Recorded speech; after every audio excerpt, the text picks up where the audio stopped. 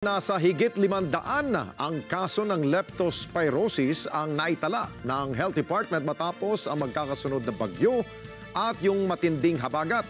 Sa harap nito, inatasan ng kagawaran ng kalusugan ng lahat ng kanilang ospital na magsagawa ng daily census sa mga tinamaan ng naturang sakit para makita ang trend nito.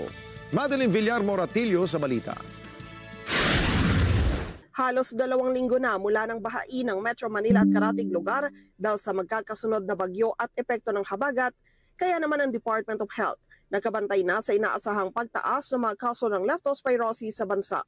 Sa kaso ng DOH mula Hulyo 13 hanggang 31, kasagsagan ng magkakasunod na bagyo. Nakapagtala sila ng 569 na kaso ng leptospirosis.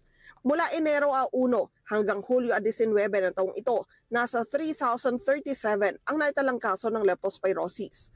Sa bilang na ito, 1,114 ang naitala mula Hunyo 8 o 1 linggo matapos ideklara ang panahon ng tag-ulan. Kaya naman kung ikaw lumusong sa baha at hindi uminom ng prophylaxis pangontra sa leptospirosis, ang payo ng mga doktor, magpakonsulta agad kung nakaramdam ng sintomas. Pwede pong nagkaroon ng reinfection or naging infected po kanila yung kanilang sugat, nagkaroon po ng fever, yung jaundice po, yung paninilaw po ng kanilang balat, o kaya po nagkaroon sila ng problema sa kanilang pag-ihi, pwede po yun, or nagkaroon sila ng vomiting, yun po yung mga kailangan po nilang tingnan para po pumunta kagad sila sa ospital. Sa Jose Reyes Memorial Medical Center, may fast lane na para sa leptospirosis cases. Pero ang mataas sa kaso na naitatala nila nung kasagsagan ng mga pagbaha, mga insidente ng rat bites o nakagat ng daga. We had 10 to 12 cases of rat bites during the time na nagkakaroon tayo ng typhoon.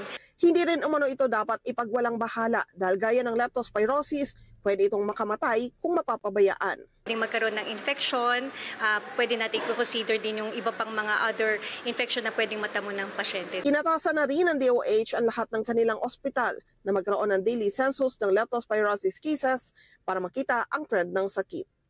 Madeline Villar Moratillo para sa Mata ng Agila. Matatag, matapang, matapat.